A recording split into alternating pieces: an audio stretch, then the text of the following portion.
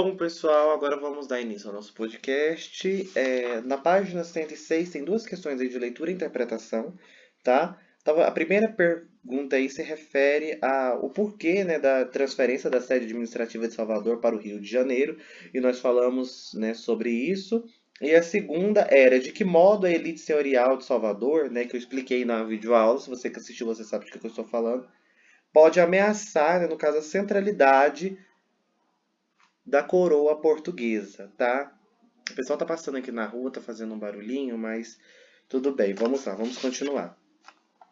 Na página 110 está falando aí o que foi o bloqueio continental, né? O que ele representou para Portugal.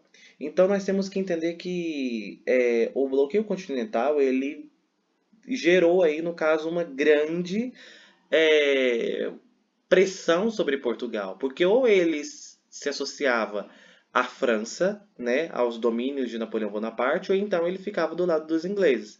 E assim ele fez do lado dos ingleses, porque na visão dele ele tinha mais vantagem, né? Então, tecnicamente a coroa ela seguiu aí pelo caminho que ela teve mais vantagem, ou pelo menos que ela enxergasse assim. Quais foram os tratados assinados com a Inglaterra em 1810 e o que eles representaram para o Brasil? Bom, nós falamos pouco sobre isso, né?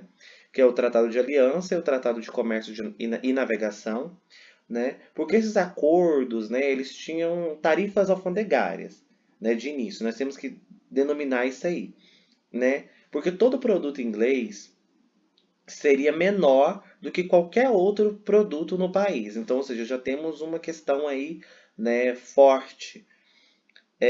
Pensando assim, pessoal, nós temos que deixar ele evidente que o Brasil, ele também dependia das manufaturas inglesas, entendeu? Então, ou seja, outro ponto, né, de dependência aí. E para finalizar, nós temos o tráfico de escravos para o Brasil, né? Então, os acordos eles determinavam, né, no caso, a extinção gradual, né, do tráfico de escravos para o Brasil.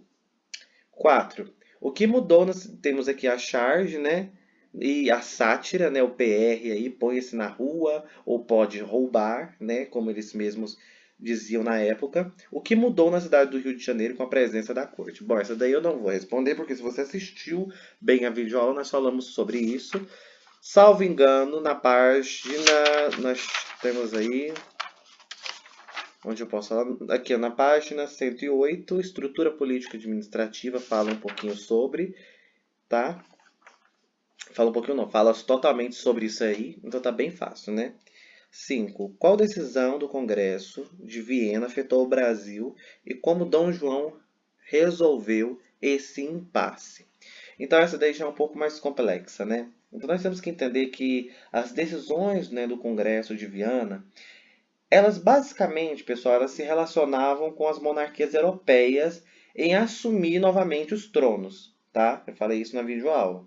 Onde esse Dom João deveria voltar para Portugal, uma vez que lá era a verdadeira sede, né, vamos dizer assim, né? Voltar para a metrópole, instalar de novo a colônia, né?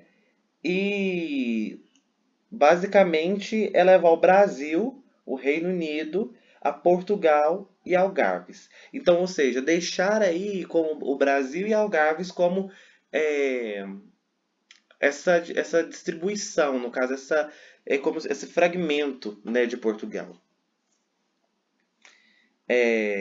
Qual a outra questão? 7. A Revolução Pernambucana é vista com maior movimento contestatório durante o período joanino. Mesmo com apenas 75 dias de experiência revolucionária, o movimento fez uma série de mudanças. Indique que mudanças foram estas. Bom, nós falamos também na videoaula, tá bem fácil, né? Só assiste a videoaula. A 8. Leia e responda o texto. Bom, pessoal, leitura e interpretação de texto, né? Então não necessariamente nós vamos abordar aí. Porque já que está falando de leitura e interpretação, é só você ler e responder o que está perguntando. B, nós temos o refletir na página 55, na página 56, em seguida faz o que se pede.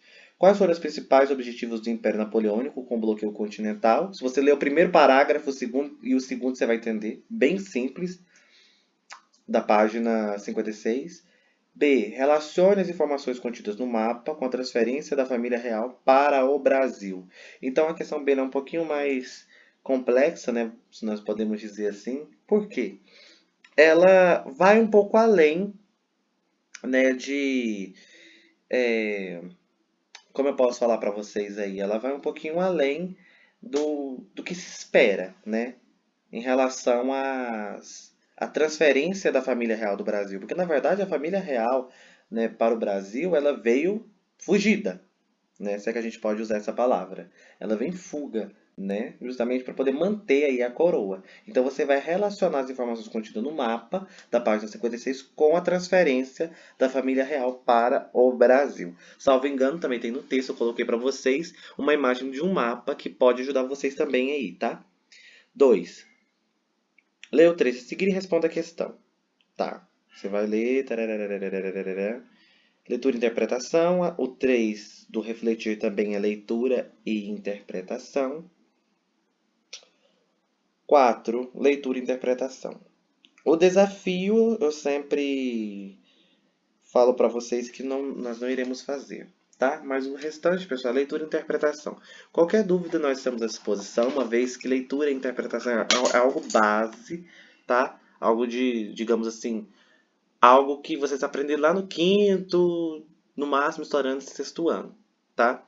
Então nós vamos fazer essas questões aqui, no caso refazê-las ao vivo, mas eu preciso que todos levem as questões feitas, uma vez que participação esse bimestre vai contar como nota, correto? Um abraço para você, eu te espero na próxima aula.